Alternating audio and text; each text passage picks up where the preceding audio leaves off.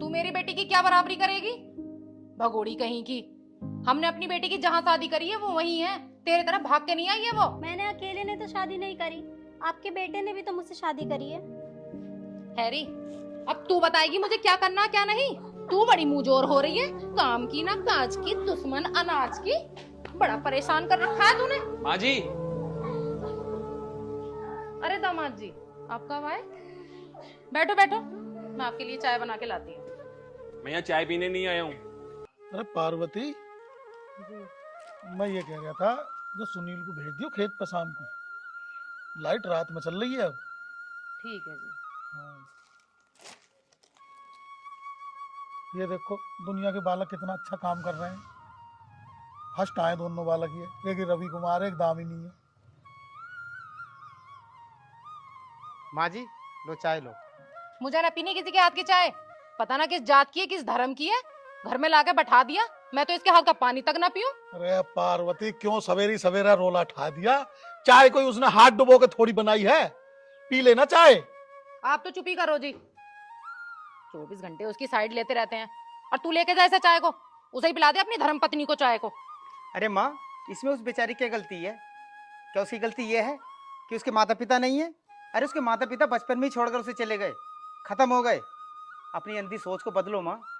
चल चल, तू भी अब ज्यादा जुबान मत लड़ा, तेरी माँ ने बोल दिया ना, जा यहाँ से अब। आप ये दोनों बहुत गलत कर रहे हो मम्मी पापा। आपको उस दिन पछतावा होगा जिस दिन पछताने के लिए आपके पास कुछ नहीं होगा।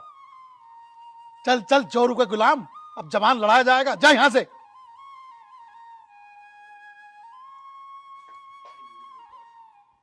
देख रही हो उसकी बोली बोल रहा है ये भी।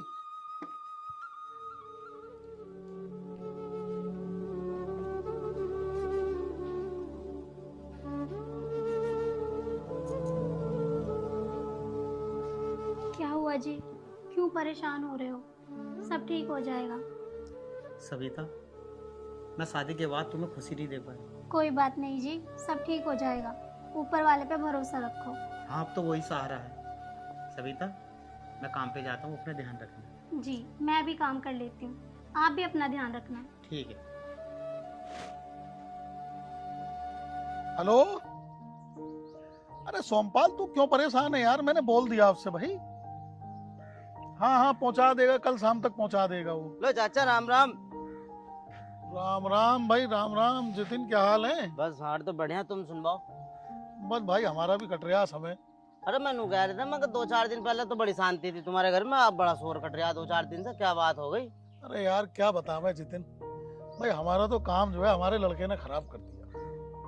पता नहीं कहाँ से वो लव मैरिज कह रहे हैं, क्या उसे लव मैरिज करके बहू लिया है, और हमने यहाँ रिश्ता तय कर रखा था बड़े अच्छे घर में। अब हमें तो यो भी पता नहीं वो किस खानदान की है, किस जात बरादरी की है, कहाँ की है, कैसे है।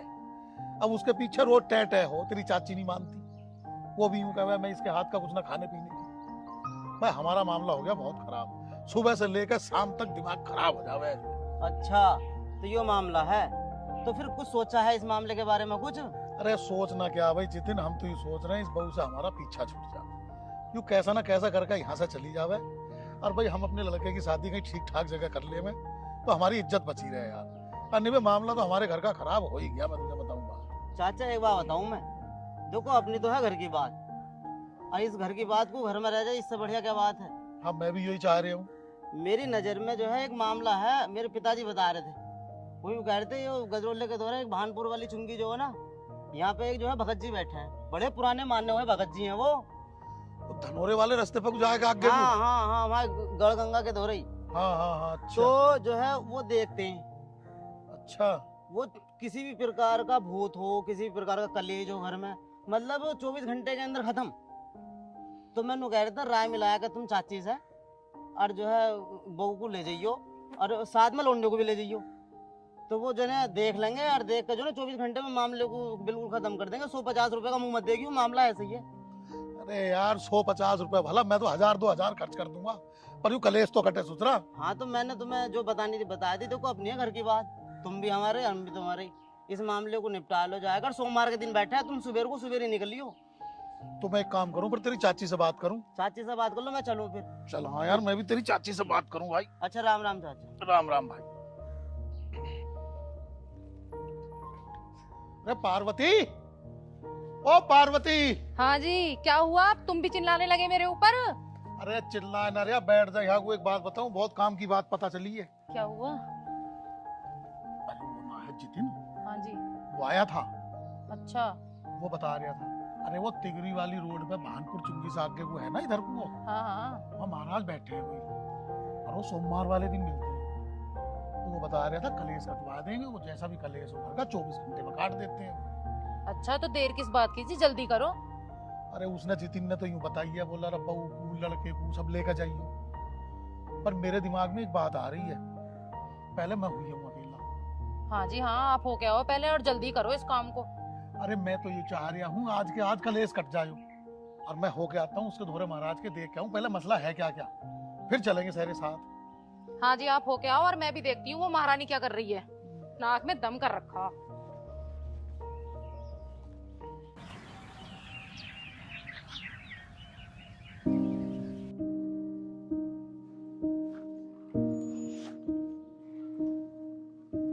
अच्छा माँ, मैं जा रहा हूँ।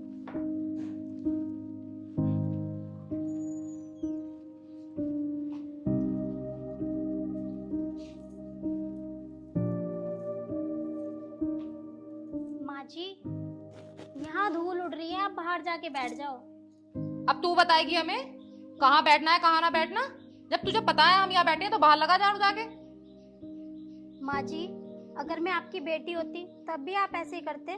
तू मेरी बेटी की क्या बराबरी करेगी? भगोड़ी कहीं की। हमने अपनी बेटी की जहाँ शादी करी है वो वही है, तेरे तरह भाग के नहीं आई है वो। मैंने अकेले ने तो शादी नहीं करी, आपके बेटे ने भी तो मुझसे शादी करी है।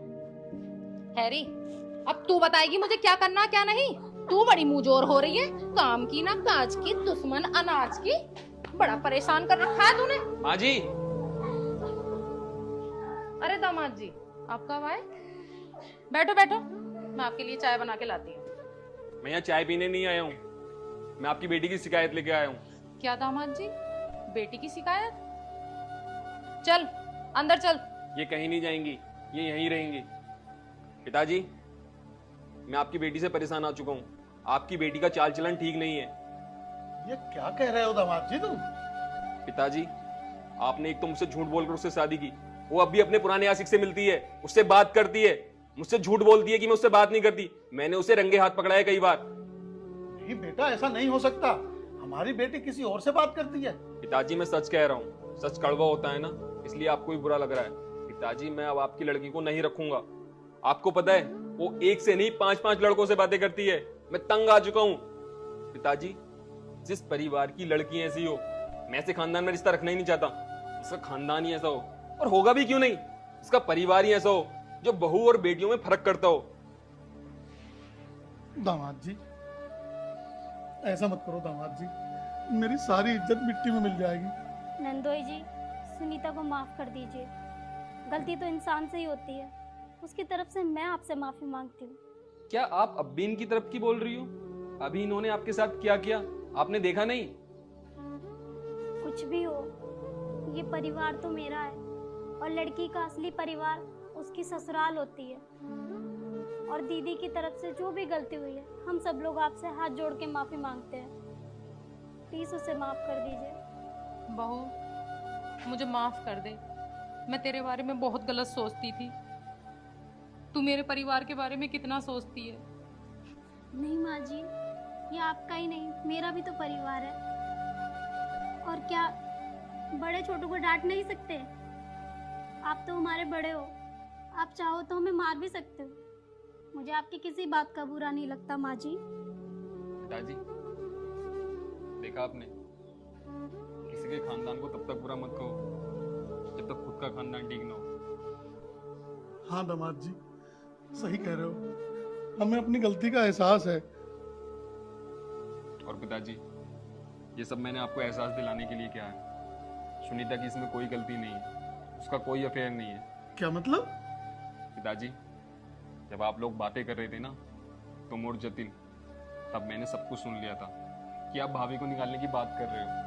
पिताजी, आप एक बात बताओ, ये भी तो किसी की बेटी है, और पिताजी, आपकी बेटी भी तो किसी घर की बहू है।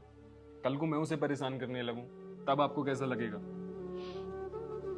दामाद जी, हमें अपनी गलती का एहसास हो गया है और हाँ, आज से ये हमारी बहू नहीं, इसे हम अपनी बेटी की तरह रखेंगे। अच्छा पिताजी, आपको अपनी गलती का एहसास हो गया, मेरे लिए यही काफी है। अब मैं चलता हूँ, सुनीता मेरा इंतजार कर रही हो। नहीं बेटा, अब चाय नाश्ता करके जाना। पिताजी, आपको तो पता है कि सुनीता पेट से है और मैं उसे ज्यादा टाइम अकेला नहीं छोड़ सकता। ठीक है दामाद जी। ठीक है माँ। और बहू, चाय बना कर लाओ, अब हम तीनों साथ बैठकर चाय पियेंगे। पार्वती, बैठो।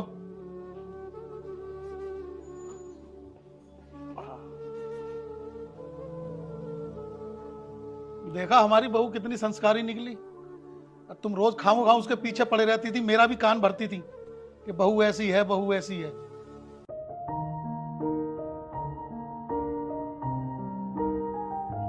अरे पिताजी, माँ जी, आप चाय पी रहे हो और सविता भी पास में खड़ी है। आह, सूरज कहाँ से निकल आया। बैठ बेटे सुनील, बैठ।